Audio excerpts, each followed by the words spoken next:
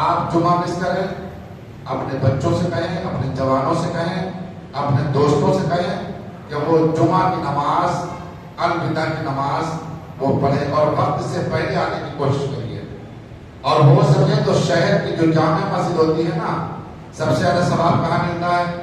سب سے زیادہ ثواب ملتا ہے کعبہ شریف میں جمعہ پڑھنے کا۔ اس کے بعد میں جو شہر کی بڑی مسجد ہوتی ہے جس کو جامعہ بولتے ہیں، جامعہ کا مطلب کیا ہے؟ جمع ہونا۔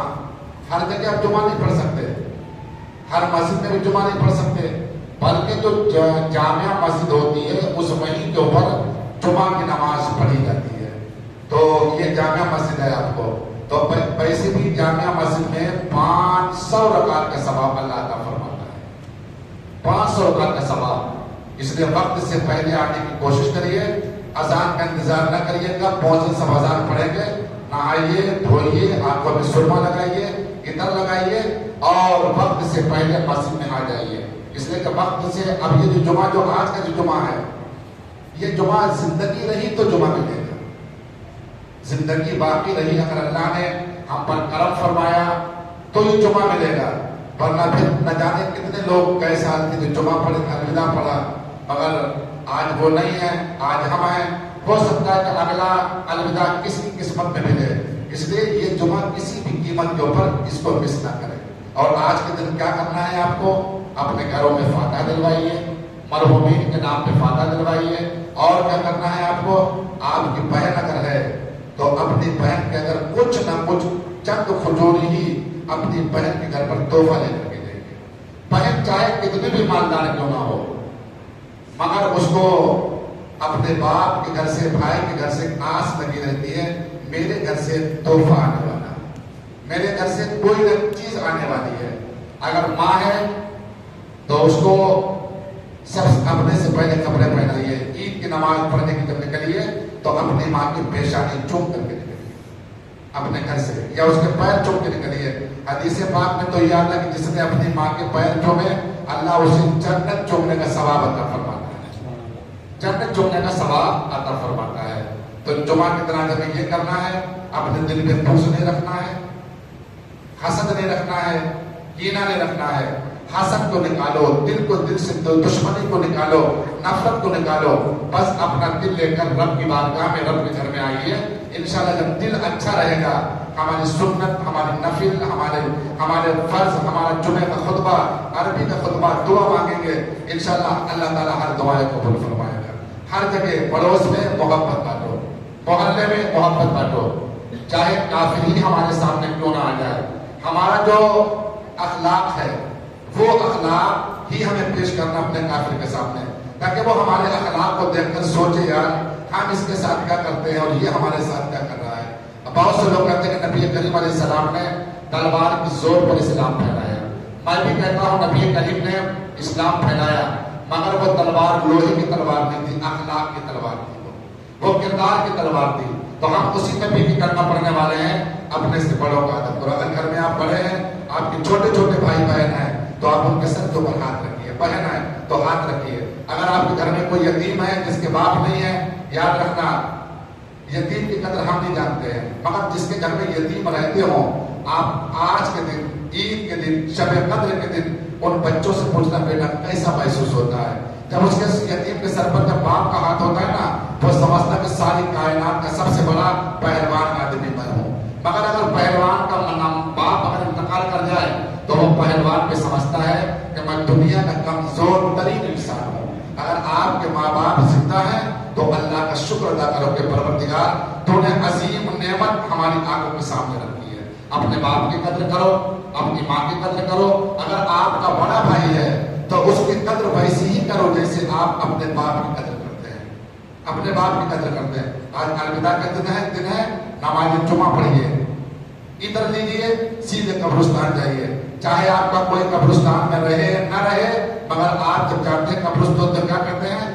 السلام علیکم یا اہل القبور، سلام کریے، درود شریف پڑھیے، یا اللہ یہ درود کا ثواب اہل قبور کی کو نظر کرتا ہوں، انشاءاللہ تمہارے درود پاک کی برکت سے ہمیں بھی ثواب ملے گا اور انہیں بھی ثواب ملے گا۔ عید کے دن کیا کرنا ہے آپ کو؟ ہم لوگ سب کو تحفہ دیتے ہیں کہ نہیں دیتے ہیں؟ بڑا بھائی چھوٹے کو دیتا ہے، ماں بیٹی کو دیتی ہے، پڑوسی کو دیتا ہے، مردوں کا بھی ایک تحفہ ہے. وہ تحفہ کیا ہے؟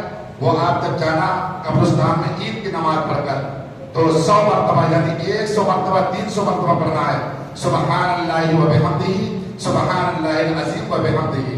یہ 300 مرتبہ پڑھیں گے تو اس کی برکت سے اللہ تبارک و تعالیٰ ان کی قبر میں غیب سے روشنی کا انتظار اور تجلیات فرمائے گا. اور پھر جب کبھی ہمارا تمہارا انتقال ہوگا تو یہی ثواب اللہ پلٹ کر ہمیں بھی عطا فرمائے. تو یہ کام کرنا ہے آج آپ کو. اور اگر آپ نے صدقہ فطر ادا نہیں کیا ہے، آپ کی جماعت کی طرف سے کیا طے ہوا؟ مگر کرناٹکا میں 100 روپے رکھا گیا ہے. اگر آپ نے فطر ادا نہیں کیا ہے، فطر نکالنے کی کوشش کریے. زکات ادا نہیں کریے، زکات کا شمار کریے اور اس کو مدرسے میں یا غریب میں اس کو تقسیم کریے. تقسیم کر دی. عید کی نماز کی انتظار نہ کرو. عید الفطر میں جب جائیں گے تو وہاں صدقہ فطر ادا کریں گے نہیں، بلکہ جب بھی وقت ملے فوراً صدقہ فطر ادا کر دو. اللہ تبارک و تعالیٰ ہم سب کو عمل کی توفیق عطا فرمائے. اور آپ نے جتنی پابندی کے ساتھ نماز، تراویح، فجر کی نماز، مغرب کی نماز، جیسے رمضان میں آپ نے فجر کی نماز، مغرب کی نماز پابندی سے پڑھی ہے، ایسے ہی عہد و پیمان کر لیجیے.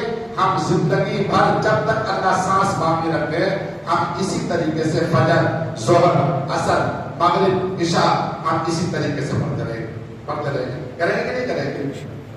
ہم لوگ 1 مہینہ روزہ رکھتے ہیں مگر جیسے ہی عید کی نماز پڑھتے سارا نشہ اتر جاتا ہے.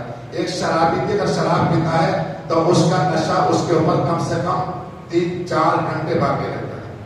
ہم لوگوں کا ایمان کتنا کمزور ہو گیا. ہم لوگ 1 مہینہ روزہ رکھتے ہیں، نماز پڑھتے ہیں مگر عید کی نماز پڑھتے پڑھتے نماز کا اثر نکل جاتا ہے. کم سے کم جو ہم نے 1 مہینے تک تراویح قرآن پڑھا ہے اس کا اثر کم سے کم 6 مہینے تک باقی رہنا چاہیے. ہم یہ کریں. اللہ تبارک و تعالیٰ عمل توفیق عطا فرمائے. اور آج کے جو آپ کی مسجد میں جو خطبہ ہوگا انشاءاللہ اگر اللہ نے چاہا بہت شاندار خطبہ ہوگا. جیسے ہم کسی کو کہیں ٹہلنے جاتے ہیں یا گھومنے جاتے ہیں تو آپ اپنے دوستوں سے کہتے ہیں یار چلو یار وہ پارک بہت اچھا ہے، وہ بلڈنگ بہت اچھی ہے، وہاں گھومنے چلیں گے، دل اچھا ہوگا، دل کو مزہ آئے گا، دل کو سکون ملے گا. اگر آپ واقعی آپ کے دوست ہیں تو آپ دوستوں کو آپ دعوت دیجیے. آج ہم کرہلی کی جامع مسجد میں جمعہ پڑھیں گے، آپ کو بھی ثواب ملے گا اور دعوت دینے کا بھی ثواب ملے گا. یہ کر کے لائیے. اگر 1 دوست ہے تو 1 کو لائیے، 2 دوست ہے تو 2 کو لے کر کے آئیے تاکہ یہ مسجد آج جب بھرے. اللہ کے رسول فرماتے ہیں اگر شہر آباد کرنا ہے، کیا کرنا ہے؟ شہر آباد کرنا ہے یا گاؤں آباد کرنا ہے تو اپنے محلے کی مسجد آباد کرو. اللہ تمہیں بھی آباد کرے گا، تمہارا شہر بھی آباد کرے گا. اگر تم یہ چاہتے ہو کہ تمہاری زندگی میں بہاریں آئیں تو اپنے آنے سے مسجد کے اندر بہار لائیے. یہاں سے جب جائیں گے اللہ کی رحمت کی بہار کی شکل ہمارے گھر میں بھی ہوگی. چہرے پر بھی بہار. لوگ کہیں گے یار کتنا پیارا تیرا چہرہ ہے تو آپ کہیں گے میں نے اللہ کے گھر کو آباد کیا، اللہ نے ہمارے چہرے کو آباد کر دیا. تو مسجد آباد کرو. اگر آپ یہ چاہتے کہ آپ کا کاروبار اچھا ہو اس مسجد کو اچھا کرو، آپ کا کاروبار اچھا ہوگا. آپ یہ چاہتے ہیں کہ گھر میں آپ کے بچے آپ کی عزت کریں، آپ مسجد میں سجدہ کرو. قدرتی طور پر اللہ آپ کے بچوں میں، آپ کے بھائیوں میں، آپ کی بہنوں میں، آپ کی بیٹیوں میں قدرتی طور پر وہ ڈال دے گا کہ آپ کے پورے گھر والے آپ کی عزت کرتے نظر آئیں گے. اس لیے ہمیں یہ چاہیے ہمیں کسی اور کے کردار پر نہیں جانا ہے. قوم کیا کر رہا ہے، کیا کر رہا ہے. ہمارے نبی نے ہمیں اتنا دے دیا ہے، ہم ساری زندگی بولتے رہیں ہماری زندگی ختم ہو جائے گی مگر نبی کی تعلیم کم نہیں ہوگی.